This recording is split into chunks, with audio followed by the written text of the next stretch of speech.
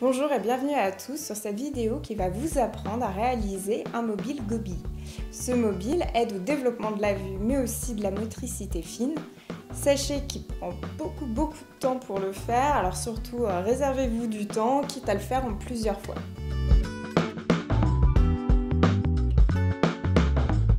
Pour ce mobile, il nous faut 5 boules de polystyrène, 5 fils de dégradé de la même couleur, ici le violet. Alors j'en ai eu besoin de 2 de chaque couleur.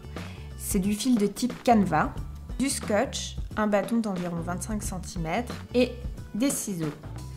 À l'aide du bâton, on va faire un trou au milieu de la sphère. Alors il faut bien forcer et il faut absolument bien faire un trou bien net. On va passer une partie du fil à l'intérieur de la sphère, donc il nous faut absolument de la place.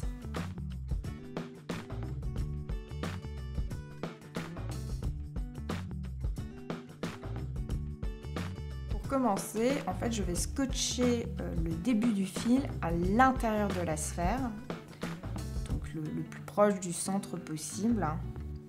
Petite astuce, pour bien le fixer, j'ai mis le bâton après à l'intérieur pour bien fixer le scotch. Alors j'ai pris une aiguille pour faire passer le fil à l'intérieur. Ici c'est une aiguille en fait tout simplement pour les enfants que j'ai trouvée en mercerie. Et je vous conseille de faire de très grands gestes pour faire passer le fil, ça va éviter un minimum que le fil s'en mêle. Alors il faut essayer au maximum que les fils soient juxtaposés, jusqu'au moment où vous allez vous rendre compte que vous n'y arrivez plus, c'est compliqué. Et dans ce cas-là, vous passez un peu plus loin pour faire de nouveau d'autres morceaux de fils juxtaposés. Alors moi, personnellement, j'ai trouvé qu'en fait, c'est comme si on suivait le fil. C'est comme s'il y avait une espèce de direction au fil. Vous faites ça sur l'ensemble de la boule et vous suivez toujours la même direction pour éviter que les fils s'en mêlent. Quand vous n'avez plus de fil, tout simplement, vous faites un nœud, vous essayez de trouver la fin parce qu'il faut que le nœud se mette à l'intérieur de la sphère. Vous coupez les extrémités du nœud pour éviter d'avoir trop de fils à l'intérieur de la sphère. Ça évite que les fils s'en mêlent et aussi ça nous évite de perdre de la place à l'intérieur de la sphère.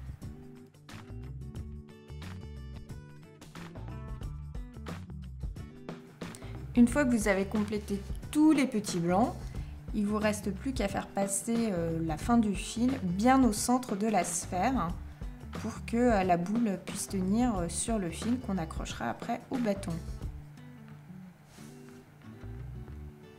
Mes petits conseils pour faire les boules, c'est tout simplement parce que ça c'est l'état de ma première boule et ça c'est l'état de la deuxième, donc je pense qu'elle a quand même une bien meilleure tête.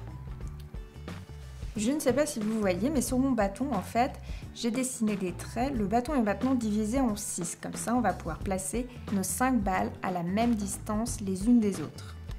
Alors, on va de la plus claire à la plus foncée. La première balle doit être à 20 cm du bâton. Si votre balle n'est pas à 20 cm, vous pouvez toujours réajuster avec le fil au niveau du bâton. Voilà le résultat. Et pour placer les autres boules, je vous ai fait un schéma. En fait, il faut que le haut de la boule suivante soit à mi-hauteur de la sphère précédente. J'espère que ce sera clair grâce à ce schéma. Et il ne reste plus qu'à le mettre en place.